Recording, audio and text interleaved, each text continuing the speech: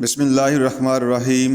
سامعین، عصر حاضر میں سیرت طیبہ کی اہمیت، عصر حاضر کا آغاز، عصر حاضر کی نمایاں خصوصیات۔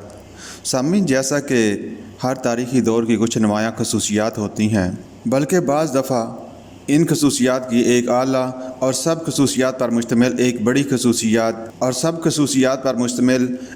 خصوصیات ہی اس دور کی خصوصیت ہوتی ہے۔ یہی بڑی خصوصیت اس دور کو اس سے پہلے اور بعد کے ادوار سے ممتاز کرتی ہے۔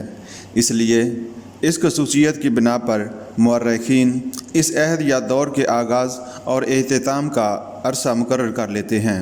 سامعین، اس پہلو سے دیکھا جائے تو عصر حاضر یا ہمارے زمانے کی سب سے بڑی اور امتیازی خصوصیت یہ ہے کہ یہ سائنسی اور صنعتی ترقی کا دور یا فنی اور مشینی دور ہے۔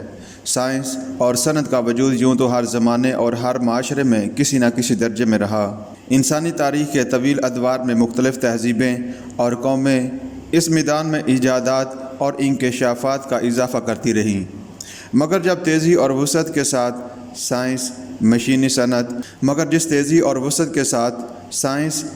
صنعت اور فنی مہارت کا دور ہے، یہی سائنسی اور ٹیکنالوجی ہی تاریخ انسانی کے اس دور کی بڑی اور جامع خصوصیت ہے۔ اس سائنسی اور فنی دور کا آغاز یورپ سے ہوا اور اس کے بڑے مرکز برطانیہ اور فرانس تھے، جہاں سے صنعتی انقلاب پورے یورپ اور امریکہ میں پہنچا۔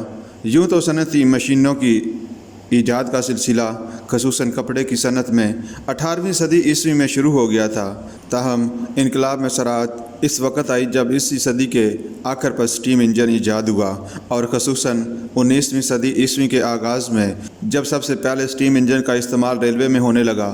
اس کے بعد سے مختلف صنعتوں کے لیے بڑے کارخانوں، فیکٹریوں کے قیام اور پھر نئی مشینوں اور آلات کی ایجادات کا ایک روز افزوں سلسلہ شروع ہوا جو اب تک جاری ہے۔ روزمرہ کی عام استعمال کی اشیاء سے لے کر جدید ترین فوجی اسلحہ اور خلائی جہازوں تک سب میں اسی دور کے سائنسی کرشمے نظر آتے ہیں۔ سائنسی ترقی کی دوڑ میں دوسرے ممالک کی شمولیت، اس طرح عصر حاضر کو صحیح معنوں میں گزشتہ 2 صدیوں 19ویں صدی اور 20ویں صدی پر مشتمل زمانہ قرار دیا جا سکتا ہے، جیسا کہ اس دور کا آغاز یورپی اقوام خصوصاً برطانیہ، فرانس، امریکہ سے شروع ہوا، اور شروع سے ہی سائنسی اور صنعتی ترقی کے لیڈر بلکہ اس پر اجارہ دار بھی وہی تھے۔